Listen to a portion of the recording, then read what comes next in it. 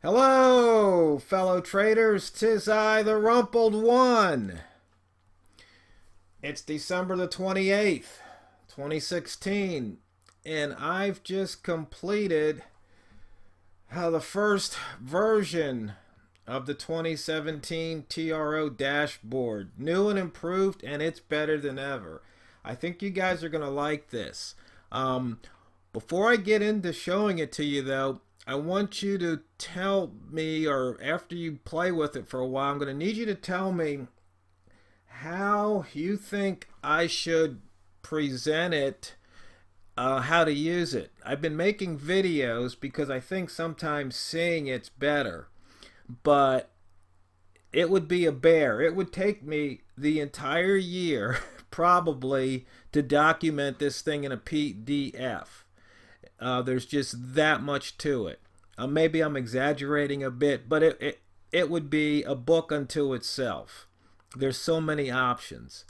And finally, what I thought I could do, some of my indicators you might know have help screens or help info inside the indicator, but I'm thinking in this case, because the indicator's got, I think it's a couple thousand lines of code in it, or close to it. I don't even remember. Let's see. Maybe I can take a quick look here. Yeah, 4,000 lines of code. So I don't want to burden a program. I was thinking I could make a second program like the TRO Dashboard Help, where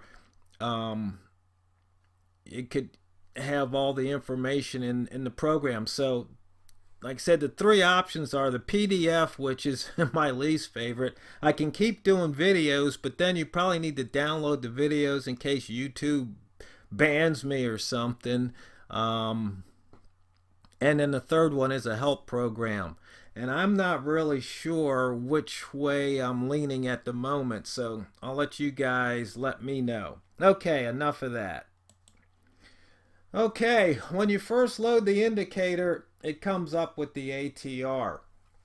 I have to start with something, and so that's how it starts.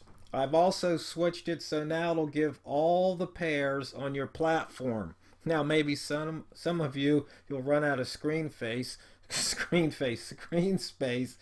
because there's so many pairs and you'll just have to go in. But I just realized I think this is the best way to do it, because there might be a pair that on my platform, not on your platform, and it causes people to freak out. It's like it's not working. So this is the way it starts up. Simple right click on it and you will see, oh, by the way, I have that turned off so it keep the screen nice and clean. You'll see a few different options that are new. One is the no chart showing option. Now let me caution you, if you set this to true, whatever chart you had on here, it's gone and you can't get it back. So that's the first one, and if you turn that on, this is what happens. It blanks out the chart and you get this background.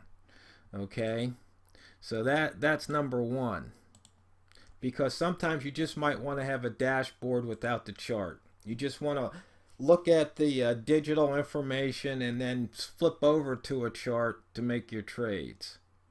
The indicator tag, there's probably no need for that anymore because there's really no reason to load up a second copy, and because now you can load up the columns, the same column as many times as you want, or the same indicator in different columns as many times as you want, as you have screen space.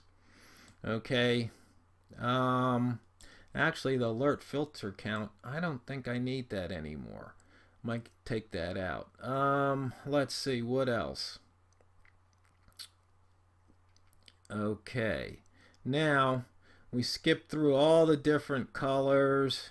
Here's where you would put in your symbols. And my addition, if you've got a .ecn or a .I, that's where that goes. Really important for you guys who use those brokers.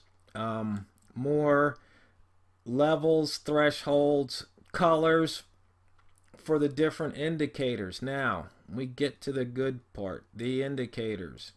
Drop down menu. As you can see, it's loaded to the max. Okay, you've got here the ones that start with the letter little lowercase I. Those are your internal indicators that make sense to have on a dashboard. Okay, and I'll have to show you possibly how to use those. And I did in a video on the 2016 dashboard. It's the same way here. You just have to know the parameters. And what I mean by that is you have the indicator column. That's where you want it on the screen. Remember, 1 is on the right and 30 or 20 or however many is on the left. The indicator name. Now, indicator heading. If you want to override what I put and put your own, you can put it in there. The indicator period. It's a drop-down menu. The bar number, which is right here in case you want to shift it, back a bar or two. The threshold. If there's an amount you want this indicator to light up on, give you a threshold. So for example, we could put 100 in here. You see it was 0, so everything was the threshold color. Parameter 3, in the case of ATR, the average true range, that is the number of periods. Okay? And so you can see here, these turned off, and now only the ones 100 or higher turned on. Now let's just say you want to have a second ATR for whatever reason. You come down here to the B indicator column. We'll put this in column 2. We'll put the ATR. Maybe you want to see what the weekly ATR is. You want to have 100. Or maybe for the week you might want to have 200. And you want to use the same parameter. So now here we have it. And here's the ones over 200. And you're thinking, well, you know what? Maybe I should check out the ATR for the month. So you come down to the C. Now, biggest mistake is forgetting to put a non-zero number there. I do it all the time. It's pretty funny. Sometimes I forget, and it's just like, hey, how come it's not working? It's like, oh yeah, I forgot to turn it on. This is how you turn them on. You put a 0, you turn it off. It's that simple. And let's see, bar number, no threshold. Let's say we want for the month 300 pips. And once again, we're going to use the same parameter. So you see, that's how this works. Now, some of you guys really wanted to be able to do this, and you wanted to be able to do it with the strength column. So you can do it now with any, because rather than the indicator being tied to a column, it's all free, it's all fresh. I wish I would have thought of this the first time. I wouldn't have had to start over. Oh, but here we go. So we can pick a different. Let's see. Oh, let me show you this one. The 3-level ZZ. The drop-down menu doesn't like having a 3 to start off, so it's the ZZ3L. But it's that world-famous indicator that everybody's grown to love or to hate. Usually you could do it on an hour. And for this particular indicator, you don't really need any parameters because it's a fixed 3-level ZZ. So here you see we've got a 1 on the bottom, a 1 on the top. How do I know that? I can show you here. If you come all the way down to the bottom, you can see the top color and the bottom color.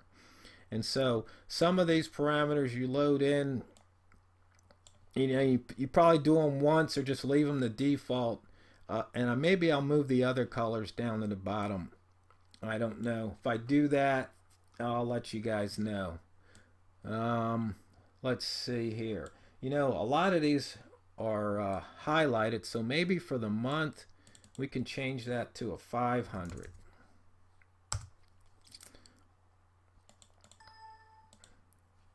Okay, and so there you go.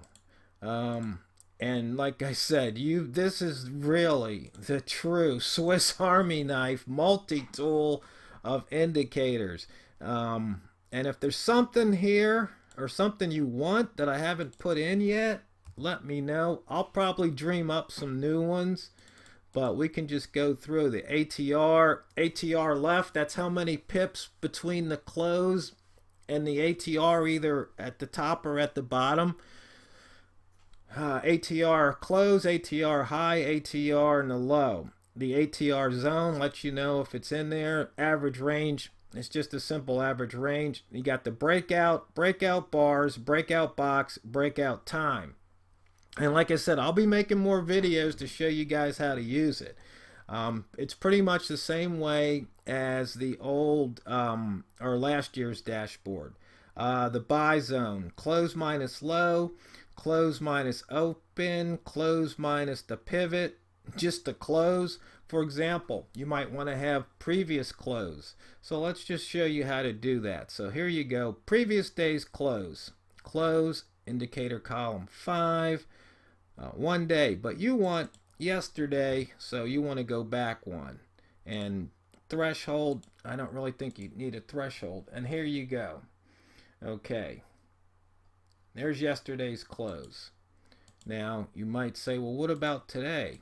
Well, we can come down here, and you can see you can put these just about anywhere you want. So we can say, let's just put this in column 25 so price would always stay to the left. And we just want the price. And by the way, I put these in alphabetical order. At least I hope they're all in alphabetical order. It's quicker to find them that way. It was driving me nuts trying to find it. So here we've got price. And why didn't price show? Okay. That's funny. Let's see. Maybe I put a too high of a number. 20. No.